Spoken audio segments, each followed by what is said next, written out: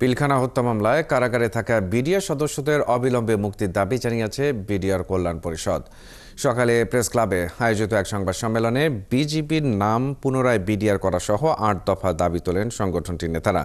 বক্তারা বলেন, পিলখানায় যাওয়া হয়েছিল সেটি কোনো বিদ্রোহ ছিল না, এটি পরিকল্পিত হত্যাকাণ্ড। তারা অভিযোগ করেন, কারাভোগের পরও বিডিআর সদস্যদের জামিন দিচ্ছে না আদালত। পিলখানা হত্যার ঘটনায় অন্তর্বর্তীকালীন সরকার এখনও চুপ কেন তা নিয়ে প্রশ্ন তোলেন বক্তারা। পিলখানা হত্যার অভিযোগে এখনও 278 জন সাবেক বিডিআর সদস্য কারাগারে রয়েছেন।